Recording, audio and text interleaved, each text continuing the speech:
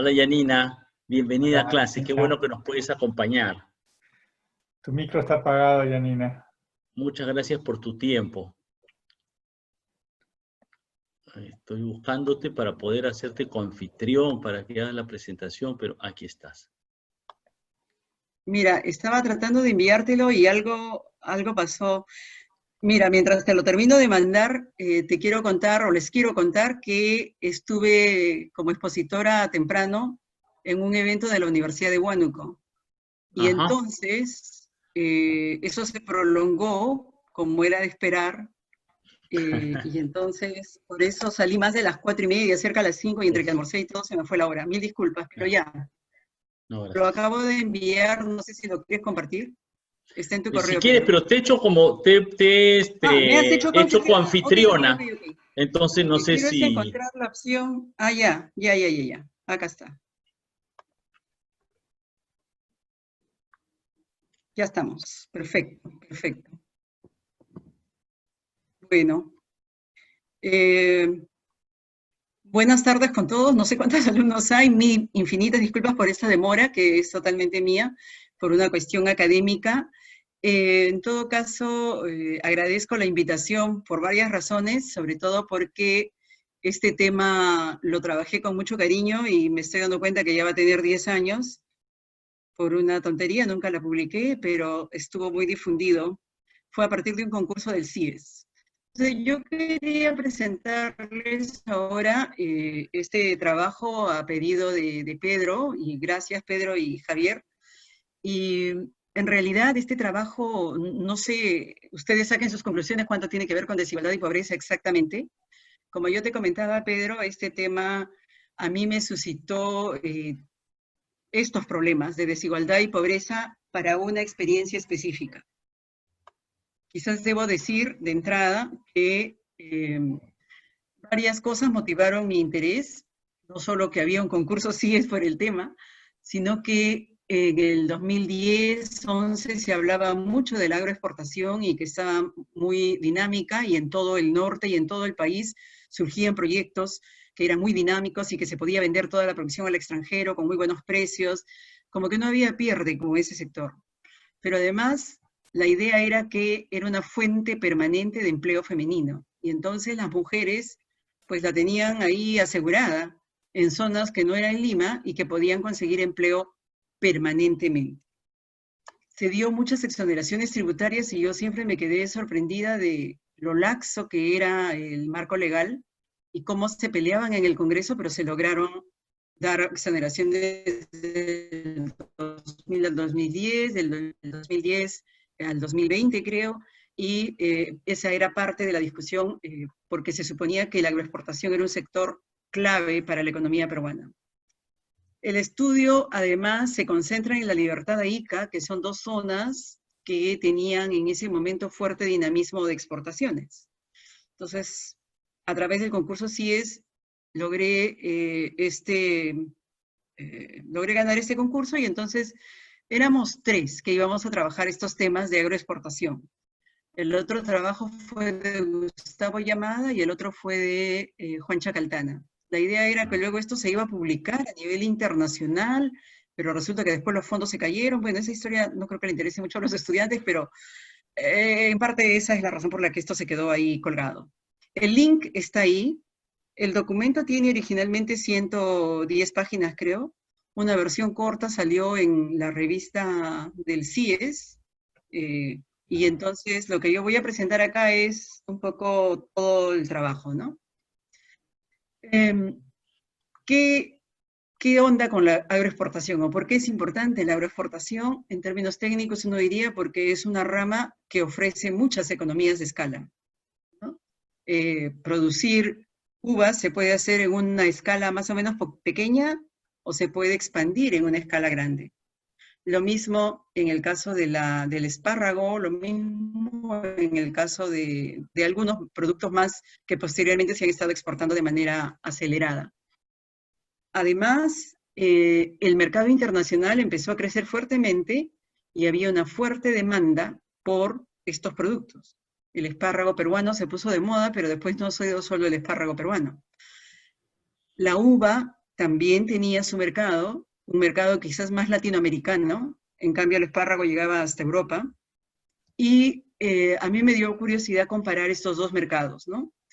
Además, había una creciente demanda de mano de obra en general. Recuerdo que en esos años varios economistas laboralistas hablaban que ya habíamos alcanzado el pleno empleo y que en parte el pleno empleo era gracias a la agroexportación, ¿no? Y se mencionaban por eso los casos de Trujillo o de los espárragos y de las uvas, porque los productores se veían obligados a importar mano de obra desde otras regiones, porque no había mano de obra. Y si no había mano de obra, peor todavía con la mano de obra femenina, que era tan indispensable en estas ramas, y sin embargo, la mano de obra no llegaba, ¿no? Entonces, todo esto plantea una serie de preguntas y desafíos cuando uno voltea y mira que hay tanta mujer que está buscando trabajo, que está en las áreas urbanas, como comerciantes minoristas, trabajando en su casa, como ambulantes, y era muy raro que estos sectores ofrecían tanta mano de obra y estas mujeres, que irracionales, no iban o les faltaba información, ¿no? Bueno, como digo, los mercados internacionales se fueron abriendo a varios productos. Primero el espárrago, recordemos que hoy la palta peruana está muy apreciada en el exterior, el pimiento piquillo, el mango, muchos. Sin embargo, cuando uno empieza a mirar cierta literatura no convencional, y a lo mejor no de economista nomás, encuentra algunos problemas reportados, ¿no? En otros países se habla incluso de la prohibición de la sindicalización.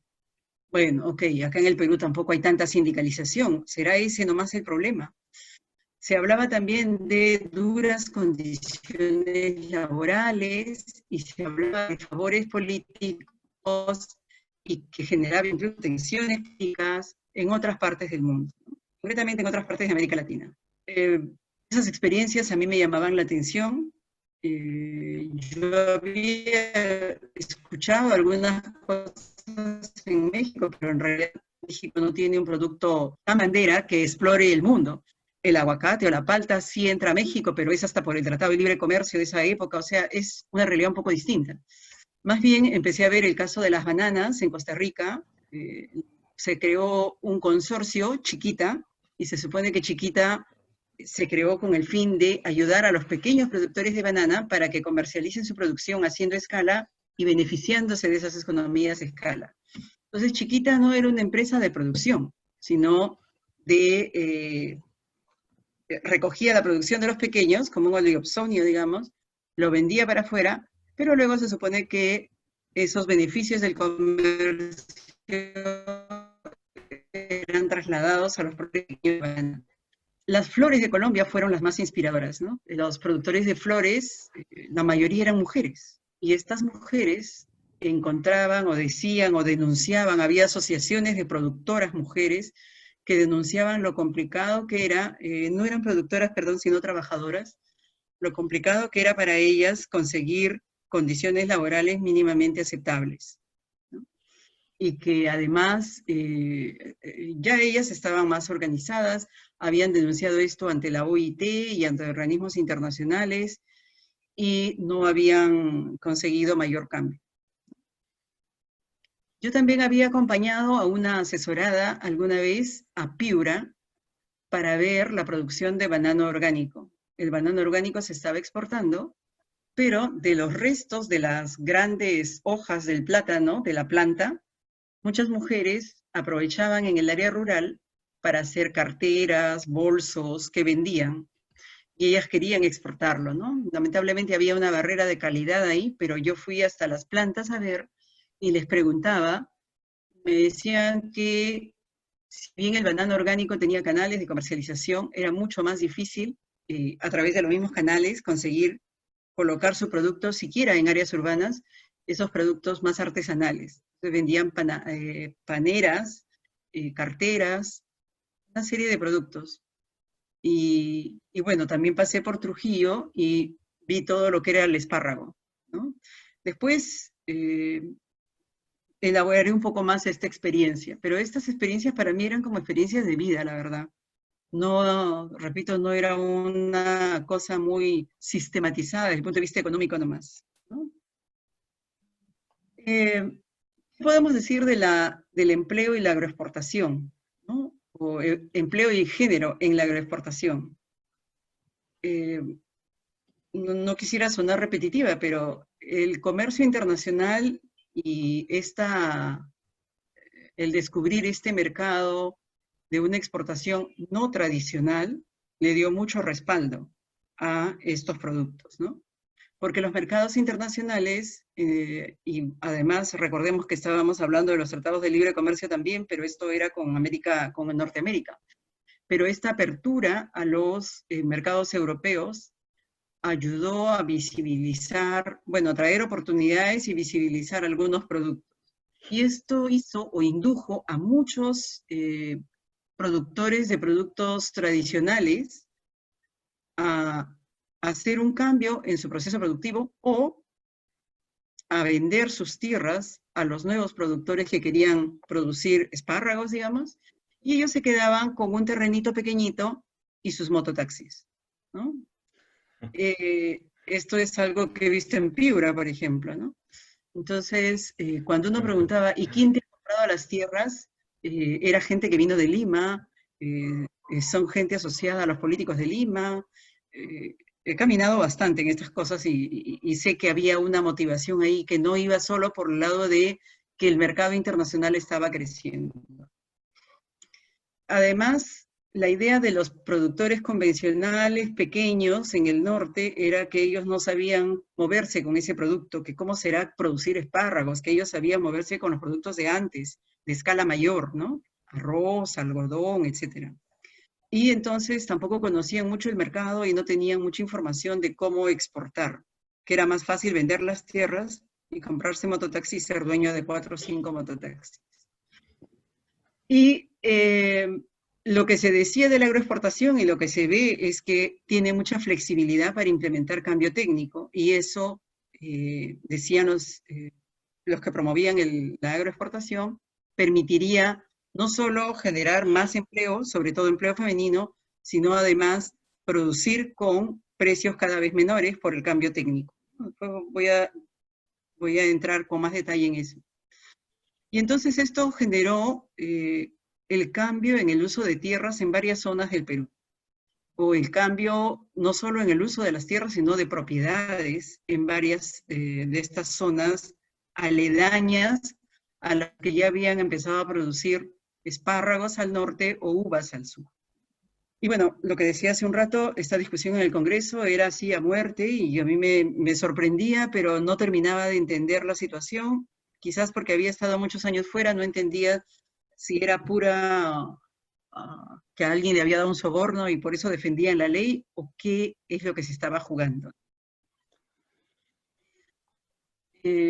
Antes de describir el caso de los espárragos en La Libertad, déjeme decir que yo normalmente soy bastante crítica, sobre todo cuando estoy en seminarios de tesis, para exigir trabajos de investigación con métodos de investigación en economía, con los casos representativos, etc. Y este trabajo fue todo un desafío en ese sentido, porque si yo quería entender esta realidad, datos al nivel de desagregación que yo quería para las preguntas que tenía, no había. Si encontraba datos de exportación, no tenía los datos de empleo para esas exportaciones. Si encontraba datos de empleo, no estaban desagregados de esa manera.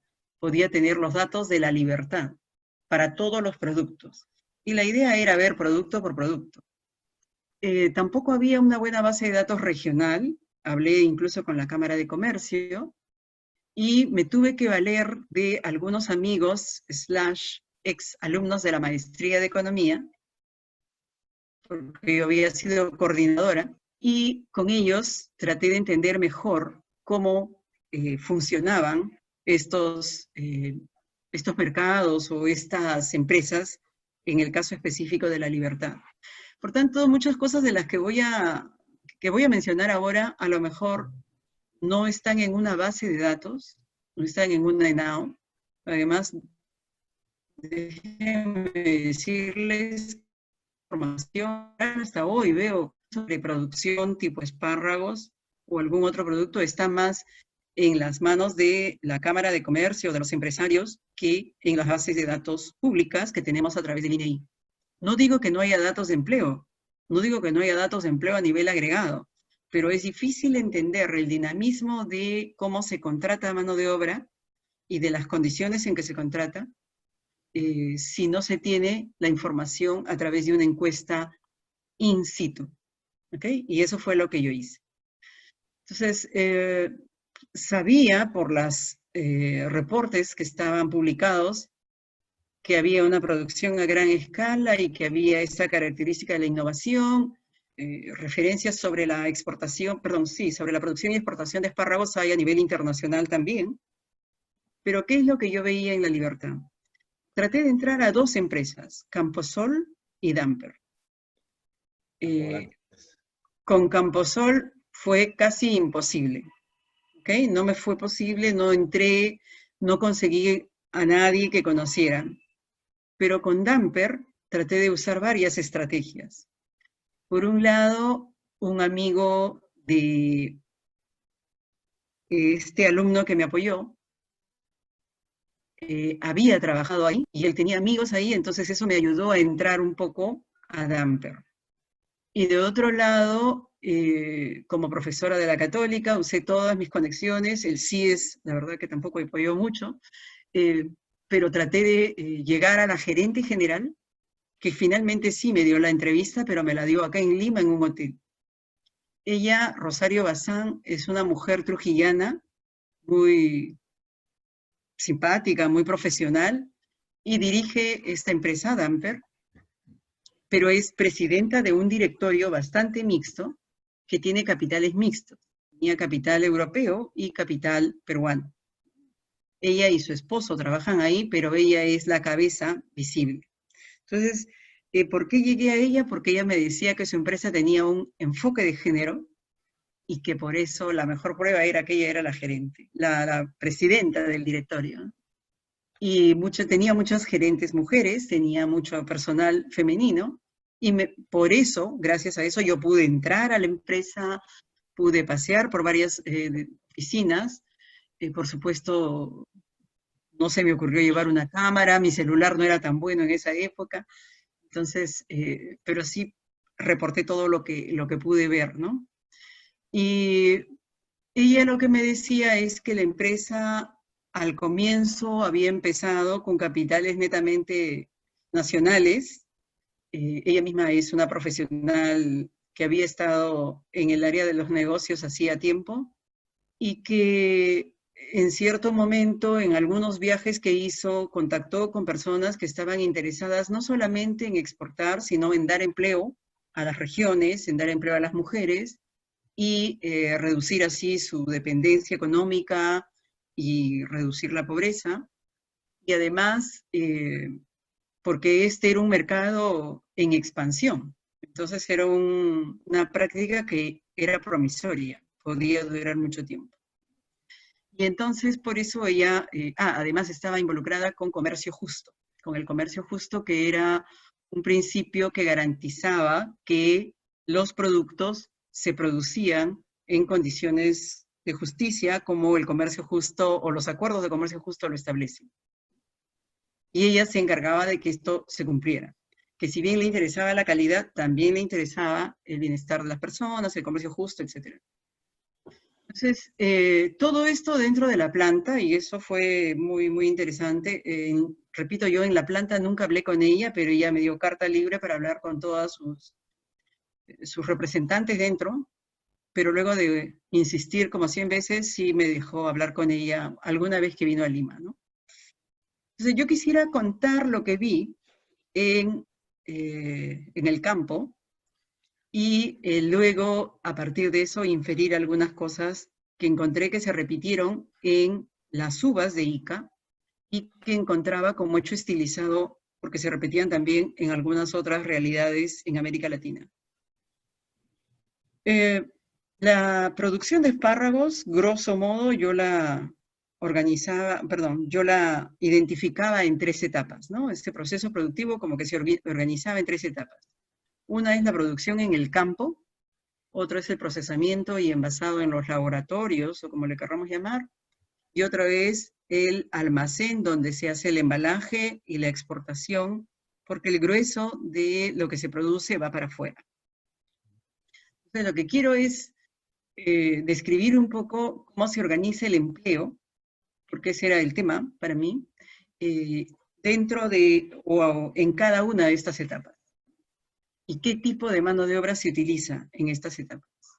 Entonces, empiezo por el directorio, los administradores, perdón, ahí hay un error de tipeo, los gerentes, los accionistas, están en un nivel, como en toda empresa, y luego de ahí viene rápidamente un segundo bloque de operarios donde hay algunos ingenieros e ingenieras, que son muy poquitos, y mucho personal que está envasando los espárragos, luego de limpiarlos, luego de organizar, los va organizando en las cajitas, que a veces hemos visto, ¿no? Entonces, en esa etapa de la producción, hay 70% de mujeres, había 70% de mujeres más o menos, mujeres relativamente jóvenes, entre 25 y 40 años, la mayoría había nacido en Trujillo, de la zona, yo le he puesto conos, perdón, o sea, de La Esperanza, del Porvenir, de Buenos Aires, a los que conocen Trujillo, ¿no? De las áreas alejadas. Eran relativamente calificadas y experimentadas, no necesariamente profesionales, y déjenme decir que la mayoría de ellas había trabajado antes en Damper o en Camposol, pero habían sido operarias de campo, como voy a describir ahora. Entonces, como que habían tenido un ascenso, eran las mejores, y además eran de otra época, porque con los años estas relaciones iban cambiando. Entonces, ellas eran experimentadas y habían adquirido esa experiencia o ese expertise desde hace mucho tiempo. Sin embargo, era claro que la mayoría era por contrato, y era por contrato desde siempre, porque aun cuando antes habían sido operarias de campo y ahora eran operarias de planta, eran siempre contratadas por un periodo fijo, y luego se tenían que ir a descansar a su casa, ¿no? Entonces, esa larga relación laboral no era continua. Sin embargo, ellas sabían que terminado ese periodo de descanso, regresaban a la empresa. Sus ingresos eran medios a bajos, pero eran las responsables, sobre todo estas mujeres que lavaban, estaban totalmente cuidadas, con botas, cubiertas de blanco, manejan las máquinas, manejaban todo, tenían a su cargo este procesamiento y el envasado. Chicos, ¿respondo alguna pregunta? ¿Ahorita alguien ha levantado la mano? ¿O esperamos al final? Como quieres, Janina. Sí, Rodrigo ha levantado la mano. Sí, ¿cuál es la pregunta? Yo levanté la mano, pero si prefiere que sean al final, por mí está bien. O prefiere ahora mismo. Ya la levantaste, ya interrumpimos, sí. Mejor dale, okay. Dale. O sea, estuvo la mención de que era trabajo por contrato temporal, pero que había la seguridad de que volverían a trabajar, y me hace preguntarme si es que había alguna relación sindical o negociación entre sindicatos de los trabajadores o las trabajadoras y empresas.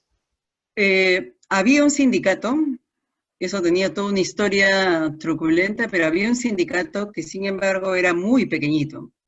Estas mujeres, tanto las operarias de planta como las operarias de campo, no estaban sindicalizadas, o muy poquitos estaban sindicalizados. Más bien estaban sindicalizados parte de los empleados, ¿no? Que no los he incluido acá, es personal que apoya, los contadores o los auxiliares de oficina, pero los que trabajaban directamente en el proceso productivo, que yo recuerde, no pertenecían al sindicato porque lo habían intentado varias veces, y de esas historias que uno solo ha leído en los albores del capitalismo, parecía que habían ocurrido acá. Lo cierto es que nunca habían logrado fortalecer ni inscribir su sindicato con la participación de estos operarios, me refiero.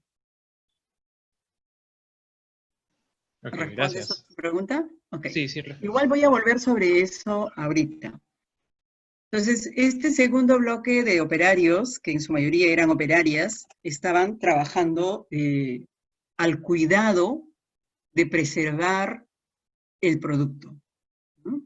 Ellas le echaban el agua, ellas lo encajonaban en las cajitas en las que tenían que poner. Y los hombres traían las cajitas, los hombres las ordenaban una sobre otra, los hombres cargaban las cajas y las llevaban al almacén. Y lo interesante venía, quizás he ido en retroceso, lo interesante para mí, por lo menos, venía en la parte de campo. En el campo, los operarios de campo, donde hay entre 60 y 70% de mujeres bastante jóvenes. Yo he puesto entre 18 y 30 años, porque legalmente tenían que tener 18 años como mínimo.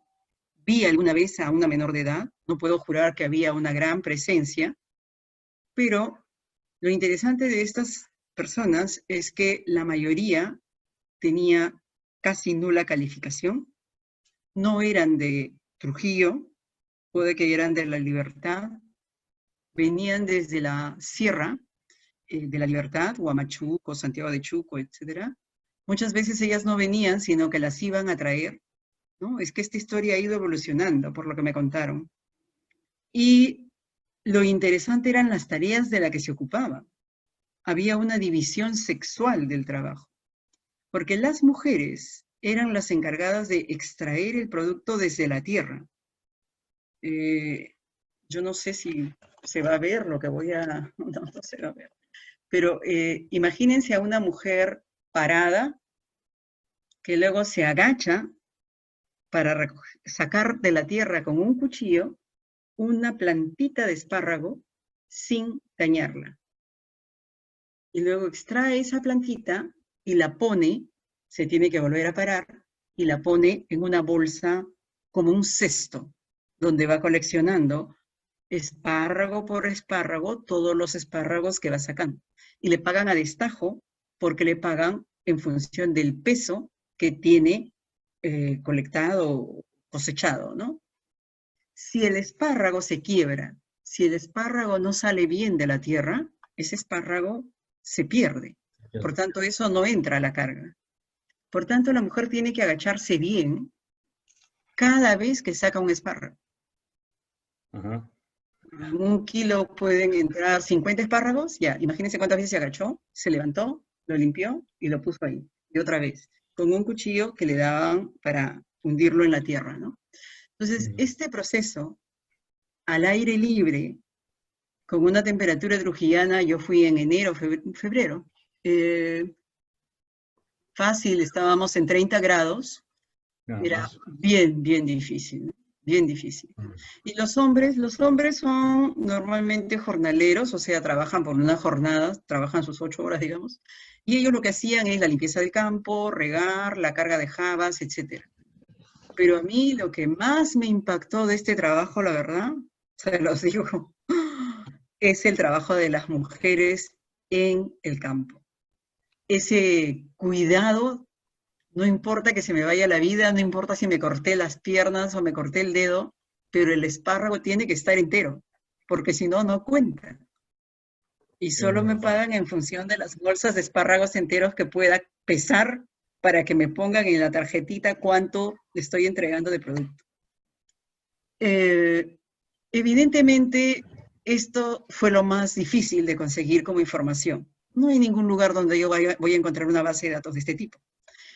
Y lo que hice es pedirle a los funcionarios que me dejaran visitar la planta, perdón, el campo. Me negaron totalmente. Entonces, plan B, le pedí al joven, al amigo que me ayudaba, que trajera su carro y nos metimos por el campo a tomarle las encuestas echada o semi-echada a las operarias mientras estaban agachadas, y luego me paraba y luego me agachaba, escondida dentro del carro, hasta que nos descubrían los capataces. Pero bueno, si acá me descubrían, podía avanzar unos 300 metros más, y hasta que el otro capataz se diera cuenta. Entonces, así recogí mucha información interesante. Y luego perdón, pero también las perseguí cuando salían del trabajo. Porque todas iban a tomar iban a dos paraderos. O se iban a La Esperanza o se iban hacia Huanchaquito. Entonces, o por lo menos ahí estaba la mayoría. Entonces, claro, tocaba tomarse un emoliente, tocaba tomarse lo que sea mientras ellas estaban ahí esperando su carro, o me subía al micro con ellas. Pie de página, por si acaso, para los estudiantes, para que se diviertan. Yo en ese momento ya estaba separada y tenía 2 niñas pequeñas a las que no iba a dejar solas en el hotel.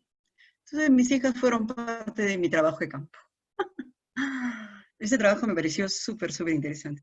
Entonces, ellas me contaban esto, que cuando espárrago, cuando Damper empezó a expandirse, el espárrago empezó a florecer tan rápido, necesitaban esta mano de obra, y entonces iban y contrataban buses, y se iban perifoneando por La Esperanza, por El Porvenir, por todas las zonas populares de Trujillo, y ofrecían trabajo. Y gritaban para que vengan a trabajar.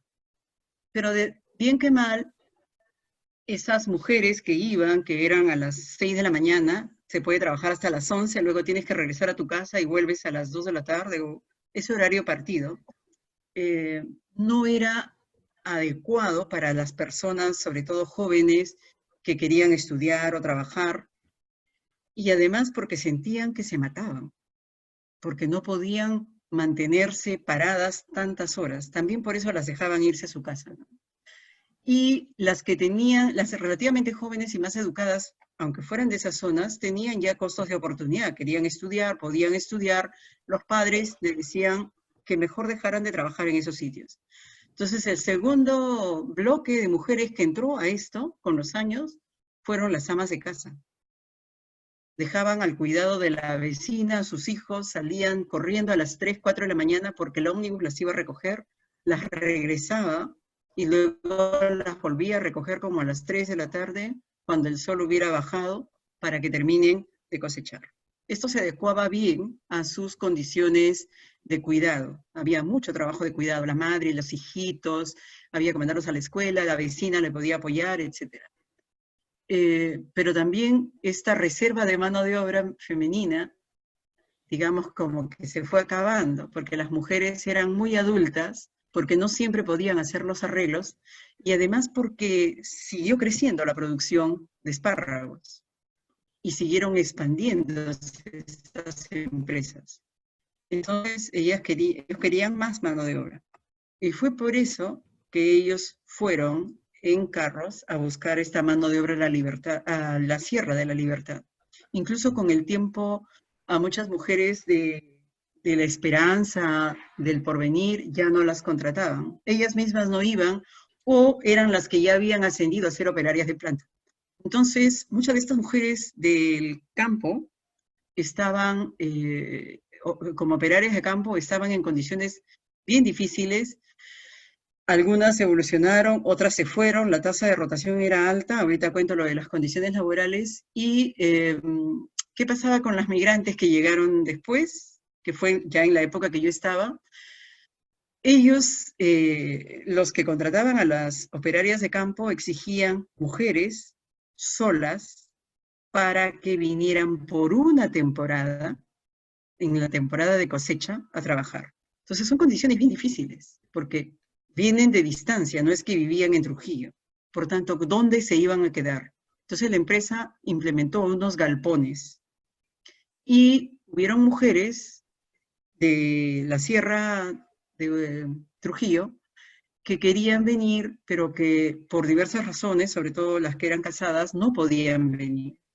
Entonces muchas de ellas vinieron con el esposo o hijos menores que les ayudara a completar cuota, que les ayudara a producir, pero no estaban permitidos. Entonces yo vi a una niña, no estoy segura si la niña estaba, pero que estaba debajo de las faldas de la señora, porque ellas están con pantalón, se cubren los brazos, se ponen cosas en el pelo, pero también se ponen una falda, y esta chiquita andaba cortando los espárragos y se los pasaba a la madre para que no se agache tantas veces. Eso es puro casuístico, o sea, no puedo garantizar que todos hacían eso. Y lo otro es la temporalidad. Ellos se supone que tenían que irse después de 3 meses, porque así eran los contratos, por 3 meses. Sin embargo, muchos de estos trabajadores no querían irse después de 3 meses, porque los ingresos eran significativos en comparación con los ingresos de su lugar de origen, porque ya se habían ido acostumbrando a la zona, porque aunque sea en el galpón podían vivir, no necesariamente tenían esos accesos en su lugar de origen, ¿no? Y además porque querían estar a la espera de que los vuelvan a contratar. Entonces, eso generó un boom demográfico alrededor de Campo Sol y Damper. Hacia Moche emergieron varias casitas de muy baja calidad y eso se empezó a dinamizar y la zona del lugar empezó a reclamar porque decía que también traían sus costumbres y delincuencia. En fin, era toda una dinámica demográfica bien interesante. Pero creo que lo que, ya con esto termino el caso de los espárragos, es el tema de la seguridad, de las condiciones de contratación.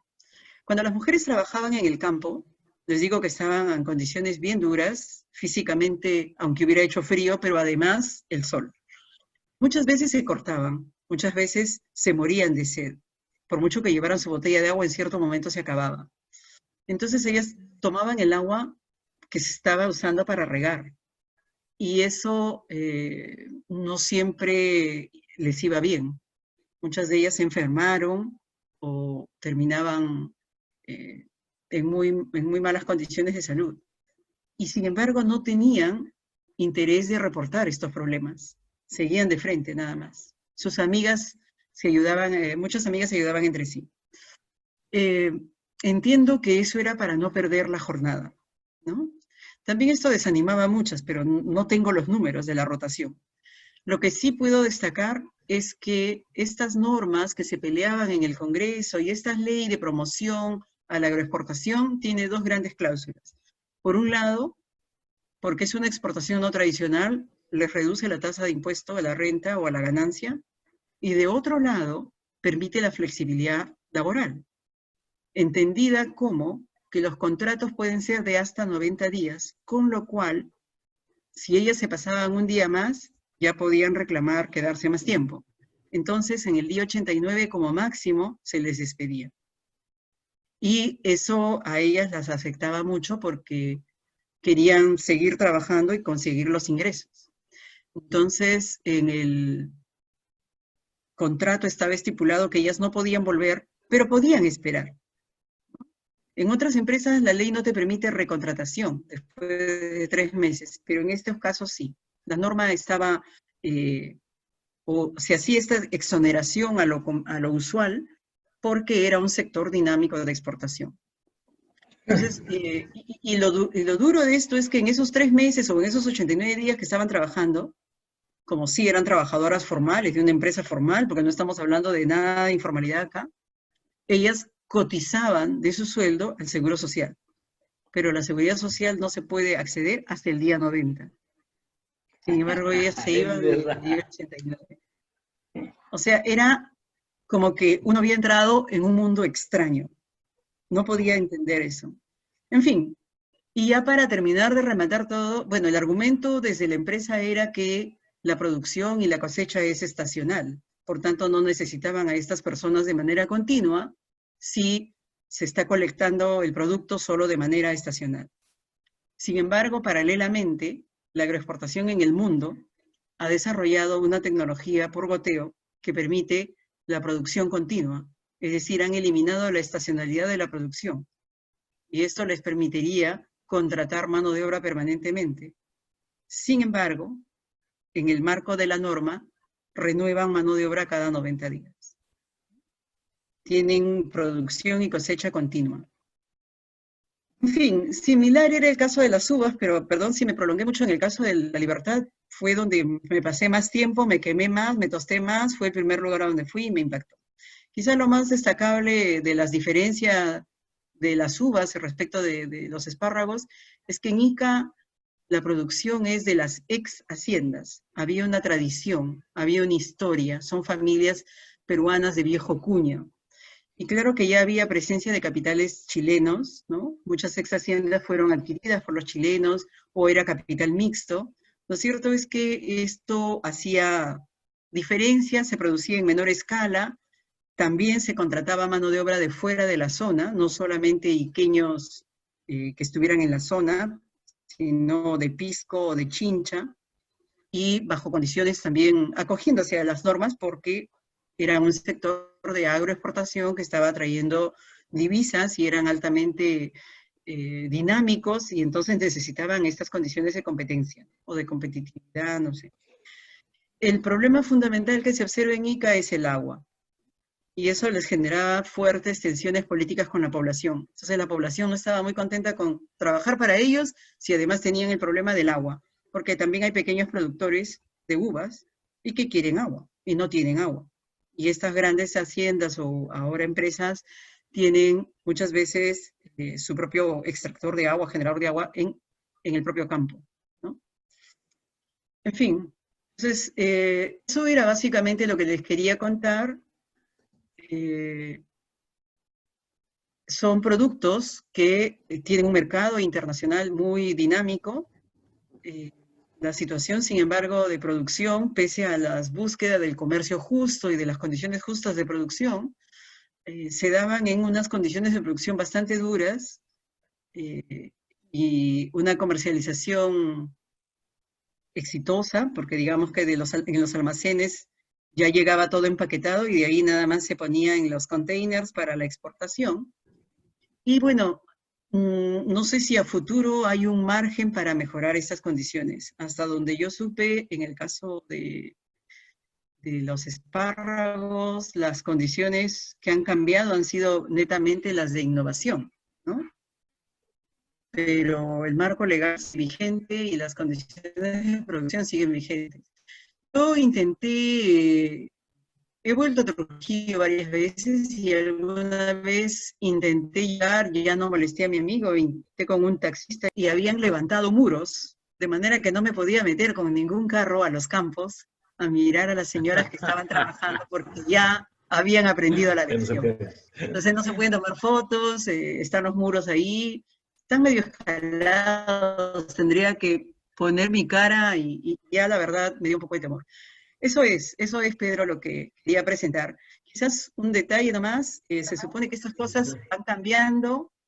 Recientemente me han invitado a un evento en el LUM, que será mañana, y me han mandado algunas preguntas adelantadas. Y una de las preguntas que me ha sorprendido es un poco largo, pero lo he copiado tal cual.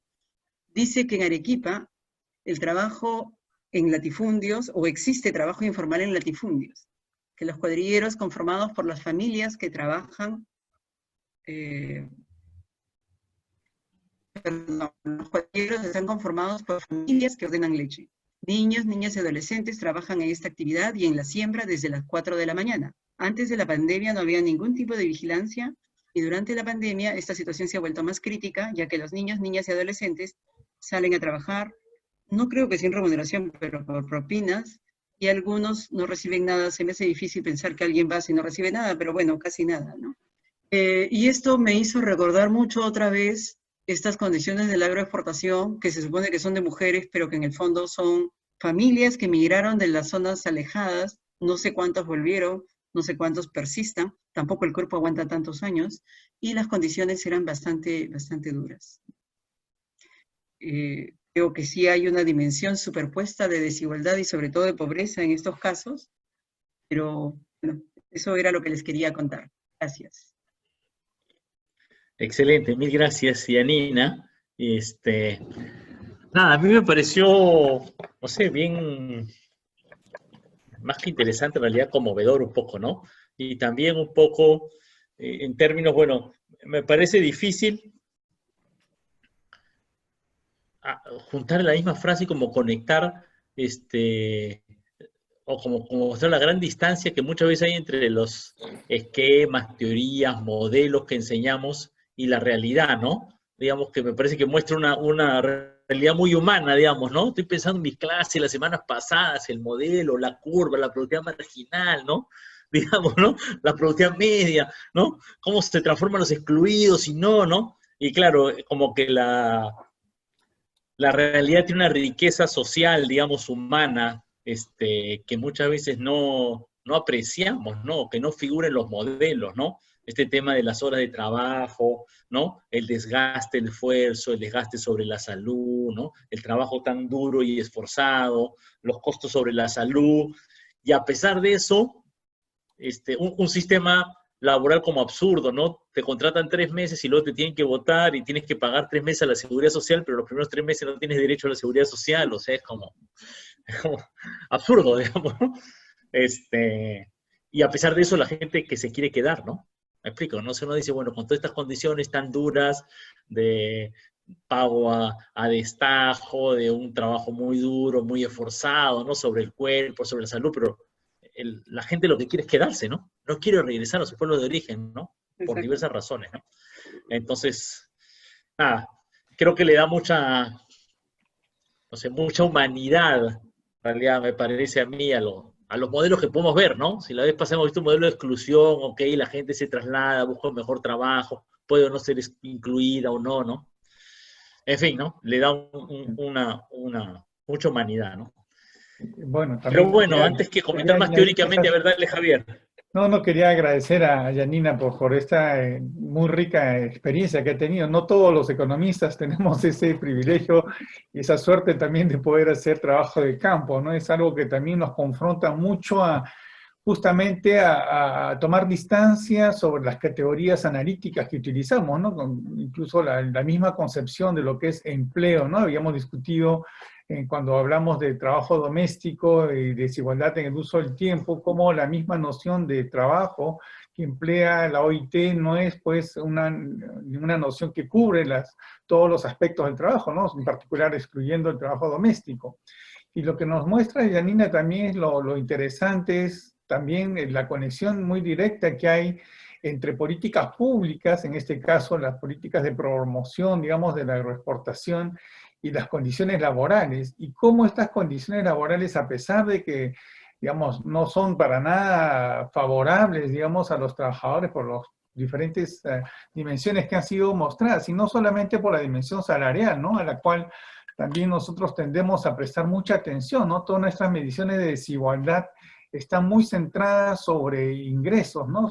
Pero poco miramos esa desigualdad en términos de las condiciones de trabajo, ¿no? Que son también muy importantes y que son difíciles de medir y comparar y agregar y construir un indicador de desigualdad. Creo que eso también nos plantea un desafío, es decir, no todo puede ser fácilmente medible, ¿no? Entonces, hay dimensiones que se nos escapan y no es porque no lo podamos medir directamente que debemos ignorarlas en el análisis. Creo que eso también es una gran lección de lo que nos acaba de decir Janina. El otro punto también, y tiene que ver también con esta discusión que tuvimos en un inicio, en el curso, acerca de la curva de Kuznets y los mecanismos por los cuales supuestamente esta curva tiene esa forma en campana, que tiene que ver con la migración y con el dualismo, sector urbano, rural.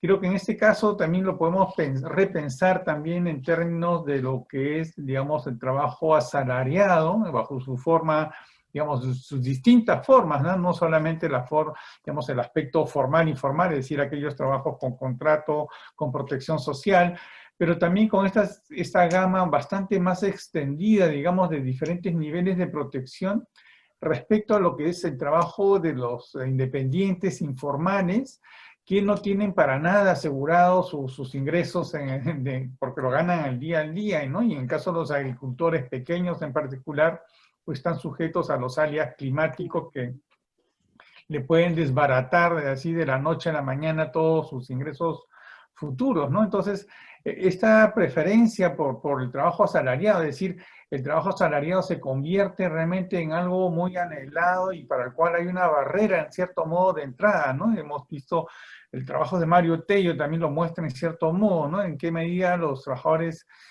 digamos, están excluidos y solamente aquellos que logran tener ciertas calificaciones muy específicas, ¿no? En este caso, lo que menciona Janina, también esa capacidad o habilidad o el esfuerzo, el sacrificio para poder recoger espárragos que no se rompan en el camino, pues es parte de una habilidad también o de un sacrificio que cierto grupo de trabajadoras son capaces de soportar, ¿no? En cierto modo. Entonces creo que ahí también tenemos varios puntos de análisis que me parecen interesantes a la luz, digamos, de lo que ha sido un poco el curso hasta ahora, ¿no? Ahora, Sí, tenía yo una quisiera pregunta. añadir ahí, en estos comentarios que recibo de ustedes y agradezco mucho, por eso digo que yo les agradezco esta oportunidad porque me ha ayudado a retomar algo que hice hace mucho tiempo. Yo creo que sí le da una dimensión humana, pero también creo que es una variable económica que está muy destacado, por ejemplo, en perspectivas como las de la OIT, cuando se habla de condiciones laborales, ¿no? Porque las condiciones laborales en que se trabaja acá, en un trabajo que es formal, en una empresa formal, son bien distintas del resto de la economía, y son las que viabilizan el éxito de esta empresa. Y la otra cosa que desde el punto de vista de la salud me pareció conmovedor es que, horrible decirlo, está en la literatura más bien de las mujeres de Colombia que hacen las flores, pero como que las mujeres son descartables, ¿no? No sé si se dieron cuenta del rango de edades. Una mujer no puede ser operadora de campo después de los 35 años. No puedes. Porque no aguantas y porque no te van a recibir porque ya saben que no aguantas. Entonces, ahí también hay unas condiciones de trabajo o unas posibilidades que abre el mercado para la mujer y el empleo femenino, pero sí, ¿en qué condiciones, no? Probablemente por esta perspectiva, por este énfasis o por estas variables muy cualitativas, a pesar de que el documento está mucho más respaldado de evidencia y todo, pues les cuento que yo traté de publicarlo un par de veces y ya después lo dejé ahí nomás. Quien lo ha acogido y lo ha difundido por mucho tiempo es el BID, en una división de género que tienen. Pero en general es muy difícil entre los economistas aceptar que este es un trabajo, a pesar de que la única vez que lo postulé en realidad se llamaba algo así como una publicación sobre las condiciones de trabajo en América Latina. No calificaba. Pero bueno, yo aprecio sus comentarios, no sé si hay algún otro comentario. Una preguntita más, pero hay algo que no he analizado mucho, que es, ¿y por qué la mayor parte son trabajadoras mujeres? ¿Por qué las empresas prefieren a las mujeres? Las mujeres prefieren, ¿por qué es más femenino ese trabajo? Explico. Muy mal, yo asumí eso. ¿Por qué mujeres, como en el caso de las maquilas, como en el caso de los transistores, como en el resto del mundo? Porque estamos hablando de productos muy delicados. Estamos hablando, en el caso de los espárragos, de que no se puede destruir el producto. Y de una manera real o ficticia, el supuesto es que la mujer va a tener mucho más cuidado. Y por tanto, si va a tener más cuidado, va a destruir menos el producto. Y por eso ellas son las que están encargadas de estar siempre en contacto con el producto, directamente. Tanto en el campo, como cuando hay que empacarlo en los laboratorios, digamos, ¿no?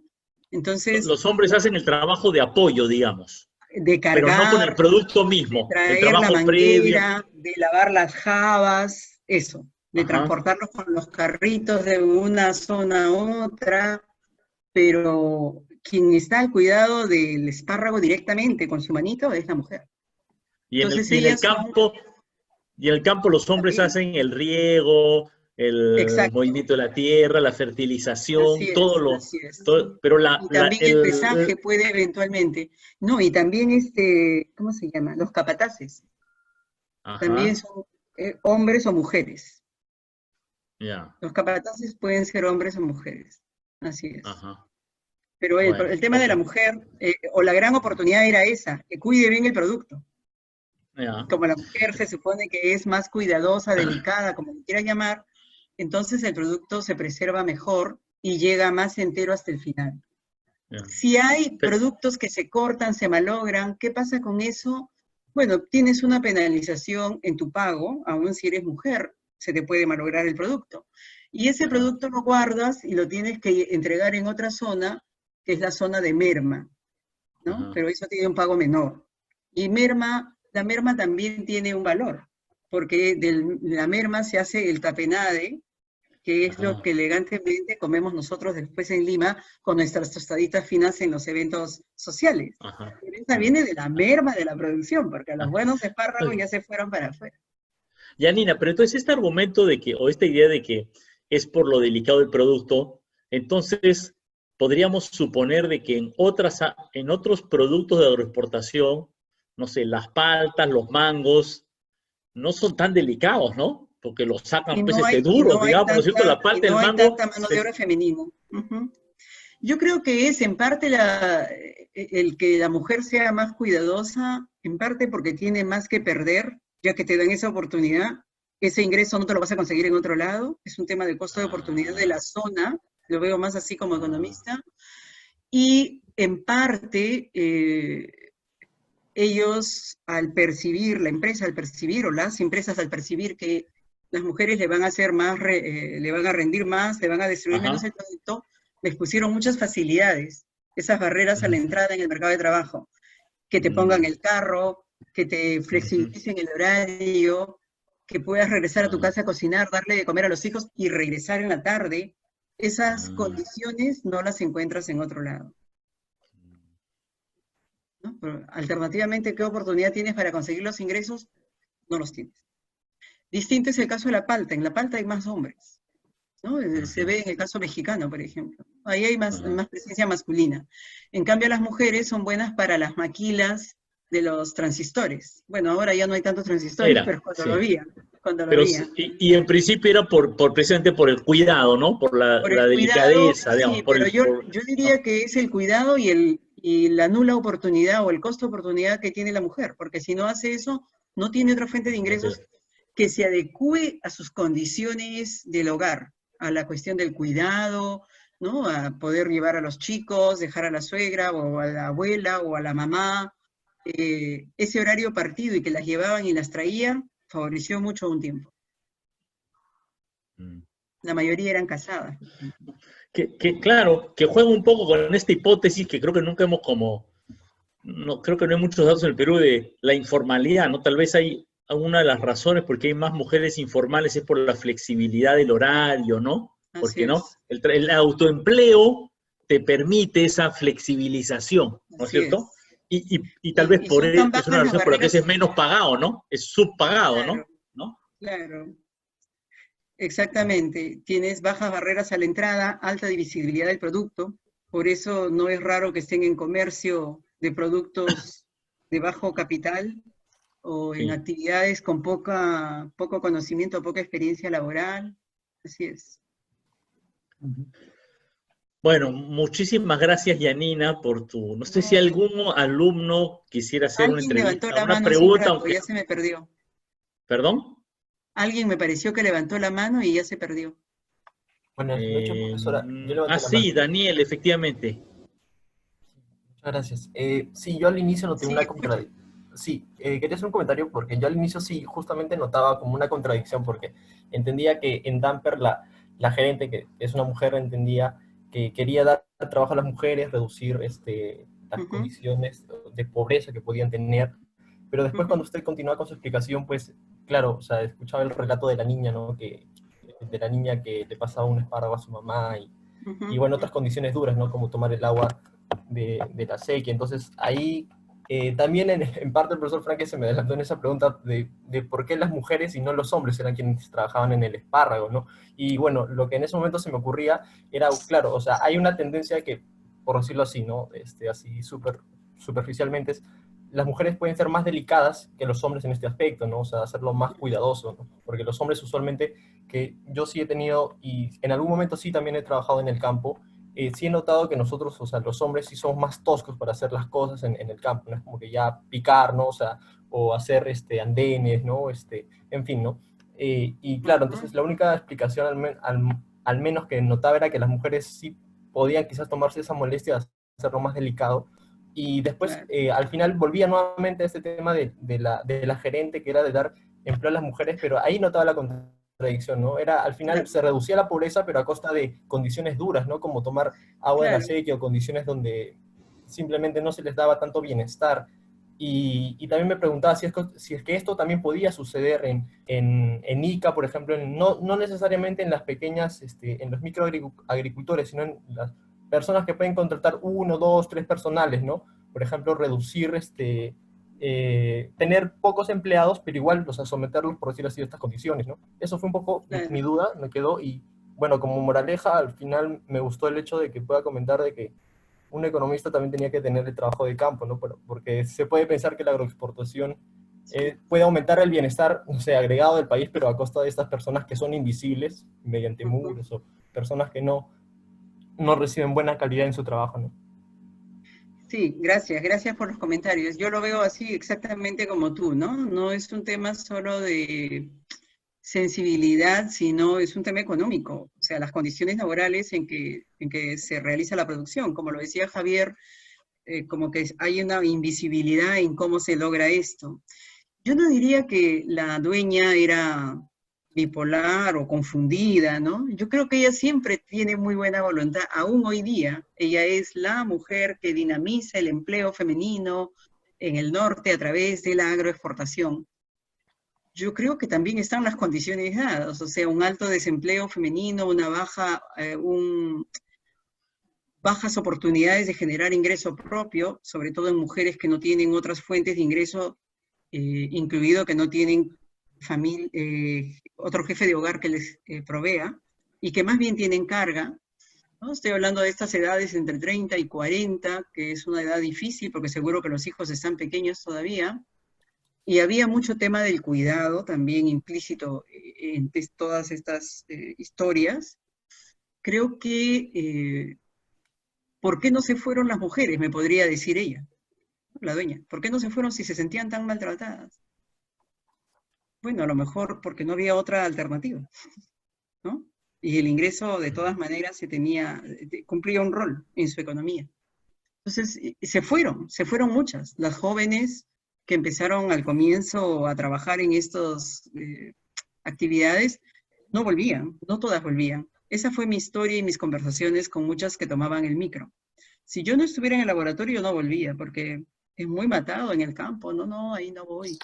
Otras estudian, son hijas de familia, pero cuando estamos hablando de otras familias, donde esta es su única alternativa, pues no hay más vuelta que dar, creo, ¿no? O sea, son condiciones a las que se enfrenta esta economía regional, bastante más desigual, más heterogénea, más compleja que lo que vemos en Lima, creo.